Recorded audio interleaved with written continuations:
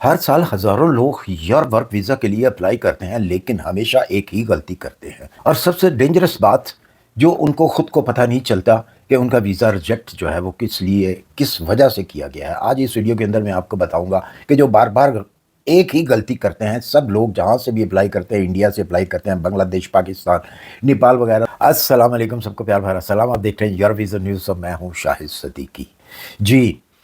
Europe work visa 2026 के अंदर जो आप मिस्टेक करते हैं, या इससे पहले जो आप मिस्टेक करते रहे हैं, उसकी वजह से जो है आपका वीज़ा जो है वो, आपकी एप्लीकेशन जो है वो मंजूर ही नहीं की जाती, या तो फिर आपको जवाब ही नहीं दिया जाता। कौन कौन सी आप बड़ी मिस्टेक जो है वो करते हैं, बिगेस्ट मिस्टेक जो क्या होती हैं, वो इस वीडियो में मैं आज आपको क्लियर करूंगा, ताकि आइंदा से 2026 के अंदर अगर आपने वीज़ा अप्लाई करना है यूरोप का वर्क वीज़ा, तो ये मिस्टेक आपसे ना हो। अगर आप जर्मनी, रोमेनिया, सर्बिया, पोलैंड, इन कंट्रियों के अंदर कहीं भी आपका प्लान है वीज़ा अप्लाई करने का, या आप सोच रखते हैं कि हम फ़लाँ कंट्री के अंदर जो है वीज़ा अप्लाई करें 2026 के अंदर, तो ये वीडियो आपके लिए है। इसको अगर आप मिस करेंगे तो फिर असल चीज़ जो है वो छूट जाती है। बाज़ औक़ात बंदा कहता है नहीं, कोई मसला नहीं है, इसको मैं आगे स्क्रिप्ट कर लूँ और आगे देख लूँ, और फिर जो बात होती है वो आप देखते ही नहीं या सुनते ही नहीं। तो आप लाजमी सुनिए। आज की इस वीडियो में मैं आपकी लैंग्वेज ही इस्तेमाल करूँगा, क्योंकि मैंने एक लफ्ज़ स्टार्ट में कहा है कि जब आप खुद अप्लाई करते हैं, तो इस लफ्ज़ में और एजेंट से अप्लाई करवाने में ज़मीन आसमान का फ़र्क है। लेकिन जब मैं आपसे किसी से पूछता हूँ, या कोई मुझे सवाल करता है कोई भी, तो वो ये कहता है जी मैंने अप्लाई किया, ये वो नहीं बताता कि मैंने एजेंट के थ्रू अप्लाई किया। अगर ये बात आप कर दिया करेंगे तो आपके लिए भी आसानी हो जाती है और मेरे लिए समझाने में आसानी हो जाती है। लेकिन हमेशा आप लोग यही कहते हैं जी अप्लाई किया हमने, तो अप्लाई के साथ अगर एजेंट से करवाया आपने तो वो भी साथ बताया करें। आप बताते ही नहीं है, आप कहते हैं जी अप्लाई किया। तो सबसे पहली बात तो ये है आपकी लैंग्वेज में, अगर आप अप्लाई करते हैं, करवाते हैं, तो ब्लिंड ट्रस्ट एजेंट के ऊपर मत किया करें, क्योंकि वो आपके सामने कस्में भी खाते हैं, बड़ी बड़ी कस्में खाते हैं, और आप उनके ऊपर भरोसा कर लेते हैं कि जी ये सही कह रहा है, ये इतनी कस्में खा रहा है। और ऐसे ऐसे केस मेरे सामने आते हैं, यकीन जाने आप, कि वो बस बात छोड़ दें। मैं के लिए उस बात को लेकर चलूँगा तो आप बोर हो जाएंगे, क्योंकि आजकल सोशल मीडिया के ऊपर हर शख्स जो डंकी लगाकर किसी तरीके से यूरोप के अंदर पहुंच गया हुआ है, तो वो एजेंट बन गया हुआ है।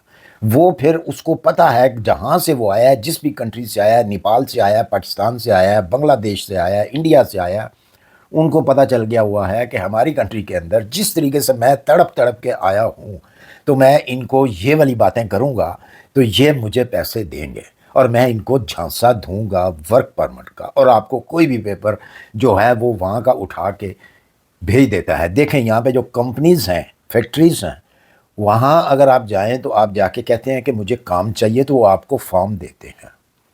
वो फॉर्म जो होते हैं उसके ऊपर आपकी डिटेल होती है, सब कुछ होता है। तो वही फॉर्म वो उठा के आपको दे देते हैं और कहते हैं जी ये आपका वर्क परमिट है। तो आप ट्रस्ट करके उनको या तो एडवांस देते हैं, या अच्छी खासी रकम जो है वो आप उनके हाथ में थमा देते हैं, और बाद में आप फिर दूसरे लोगों से पूछते रहते हैं जी ये देखें ज़रा, इसको चेक कर दें, क्या ये ओरिजिनल वर्क परमिट है। तो जब किसी के हाथ में वो जाता है, उसकी फ़ोटोकॉपी जाती है, तो अगर वो ईमानदार आदमी है तो वो अच्छे तरीके से उसके ऊपर सर्च जब करता है तो आपको बताता है भाई ये तो एक एप्लीकेशन है, एक एप्लीकेशन फॉर्म है, ये तो वर्क परमिट किसी सूरत में भी नहीं है, और यहाँ पे तो कोई जिक्र ही नहीं है। तो फिर आप कहते हैं जी हमारे साथ स्कैम हो गया। तो जनाब सबसे पहली बात तो ये है कि बेहतर तरीका ये है कि आप खुद अप्लाई करें। अगर आप इतने पढ़े लिखे नहीं हैं तो फिर ऐसी कंट्रीज़ चूज़ करें। आप फिर बड़ी बड़ी कंट्री को छोड़ दें, उनको चूज़ ना करें वर्क परमिट के लिए, क्योंकि वो आपको नहीं मिलेगा। अगर आपके पास, बहुत सारे ऐसे लोग होते हैं जिनके पास कोई स्किल नहीं है, कुछ भी नहीं है, लैंग्वेज भी नहीं आती, इंग्लिश भी नहीं आती, तो वो कहते हैं जी हमने फ़लाँ बड़ी कंट्री में जाना है, हमें वर्क परमिट दे दो। तो भाई वो तो आगे तैयार बैठे होते हैं, تو اس لیے اگر آپ پڑھے لکھے نہیں ہیں تو آپ ایسی کنٹری کو چوز کریں جو آپ کے لیے ہے۔ میں پہلے بھی ویڈیو میں بتا چکا ہوں، جو لوگ زیادہ جن کے پاس یا اسکل نہیں ہے، پڑھے لکھے نہیں ہیں، تو ان کے لیے بہت بہترین راستہ، اگر آپ نے شنگن ہی آنا ہے تو شنگن کی کنٹری رومینیا بیسٹ ہے آپ لوگوں کے لیے، اگر آپ پڑھے لکھے نہیں ہیں، آپ کے پاس اسکل نہیں ہے۔ کیونکہ شنگن کنٹری جتنی بڑی کنٹریز ہیں وہ تمام کی تمام اس ٹائم پہ صرف اسکل کو ہائر کر رہی ہیں، صرف اسکل ورکر ان کو چاہیے۔ میں بہت مرتبہ بتا چکا ہوں کہ بھائی جو بڑی کنٹریز ہیں وہاں پہ یورپین چھوٹی کنٹریوں والے آئے ہوئے ہیں، وہ آ کے بیٹھے ہوئے ہیں جو پڑھے لکھے نہیں ہیں، جن کے پاس اسکل نہیں ہے۔ تو ان بڑی کنٹریوں کے پاس اس قسم کے بے شمار ورکر بیٹھے ہوئے ہیں جن کو وہ بٹھا کر کھلا رہے ہیں، گورنمنٹ دے رہی ہے ان کو کھانے کے لیے۔ تو ان کو کیا ضرورت پڑی ہوئی ہے کہ وہ ایشیا سے ورکر کو منگائیں۔ اتنا مطلب یہ بہت بڑا ایک کام ہوتا ہے ورک پرمٹ کا، یہ چھوٹا سا کام نہیں ہے۔ آپ کی نظر میں بھی ایک کاغذ کا ٹکڑا ہے، ہوتا تو وہ کاغذ ہی ہے، لیکن وہ بڑی جگہ سے بہت جگہ سے اس کو پروول کروانا پڑتا ہے۔ بعض کمپنیاں جو ہوتی ہیں ان کے پاس ایتھرائز ہی نہیں ہوتا کہ وہ آپ کو ورک پرمٹ ایشو کریں۔ تو جن کے پاس ایتھرائز ہے تو ظاہر سی بات ہے وہ اب ایک نان اسکل آدمی تو نہیں رکھیں گے، ان کو تو اسکل والا آدمی چاہیے۔ صرف اس بات کو آپ سمجھیں۔ تو بھائی میرے، اگر آپ کے پاس کوئی اسکل نہیں ہے تو بڑی کنٹری کی ٹرائی نہ کریں، وہ ریجیکٹ ہوگا۔ بے شک آپ اپلیکیشن بھی وہاں پہ لکھیں گے، کسی سے بھی لکھوائیں گے، وہ ریجیکٹ ہوگی 100% جو ہے وہ ریجیکٹ ہی ہونی ہے۔ کیونکہ میں یہ آپ کو بات بتا چکا ہوں کہ جتنی بڑی کنٹریز ہیں شنگن کی، ان کو ہائی اسکل لوگ جو ہیں وہ چاہیے۔ اور اس کے ساتھ ساتھ بہت سارے ایسے اپلیکنٹ ہوتے ہیں جن کو سی وی نہیں بنانی آتی، وہ کسی سے سی وی بنواتے ہیں، پیسے دے کر سی وی بنواتے ہیں، تو وہ سی وی بھی ان کو غلط بنا دیتے ہیں، کیونکہ وہ بھی ایجنٹ ہیں آگے سے آپ کی کنٹریز کے اندر بیٹھے ہوئے، وہ بھی آپ کو لوٹنے کے لیے بیٹھے ہوئے ہیں، جی ہم سے یورپین فارم کے اندر سی وی بنائیں، تو وہ بھی آپ کو غلط بنا کے دیتے ہیں اور آپ انہی سے اپلائی کرواتے ہیں۔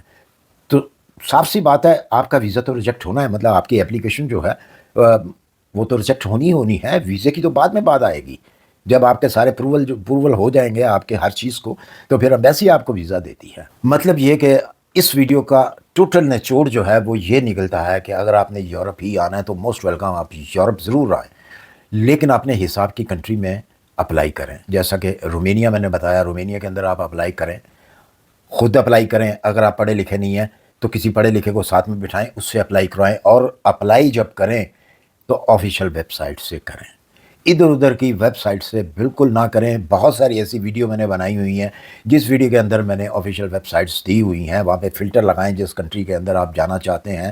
بلغاریہ میں جائیں، رومینیا میں جائیں، بہت ساری اس قسم کی جو کنٹریز ہیں وہاں آپ جا سکتے ہیں۔ آپ سربیا کے اندر اپلائی کر سکتے ہیں، سربیا کے اندر اپلائی کریں۔ دیکھیں میں ایک چیز بتاؤں، چھوٹی کنٹری کوئی چھوٹی کنٹری نہیں ہوتی، وہ صرف آپ کا ایک فائدہ، اس میں بہت بڑا ایک فائدہ ہوتا ہے۔ چھوٹی کنٹری میں اگر آپ کو جاب مل جاتی ہے، جاب آفر ملتی ہے، تو اگر آپ وہاں پہ چلے جاتے ہیں تو آپ سٹیپ بائی سٹیپ جو ہے اوپر جانا شروع ہو جائیں گے۔ اگر آپ ڈائریکٹلی دیکھیں، میں آپ کو ایک مثال دے دیتا ہوں، بہت چھوٹی سی اور عام سی اور سادہ سی مثال ہے جو کہ آپ لوگوں کی ہی لینگویج میں ہے۔ اگر ایک 3 منزلہ بلڈنگ ہے تو آپ کا ایک پاؤں نیچے ہے اور دوسرا پاؤں آپ وہ تیسری منزل پہ نہیں جا سکتا، تو آپ کا کون سا راستہ ہوگا؟ وہ سیڑھیوں والا۔ آپ پہلے ایک سیڑھی چڑھیں گے، پھر دوسری سیڑھی چڑھیں گے، پھر تیسری سیڑھی چڑھیں گے، پھر چوتھی سیڑھی چڑھیں گے، تو چڑھ کے آپ چھت کے اوپر پہنچیں گے۔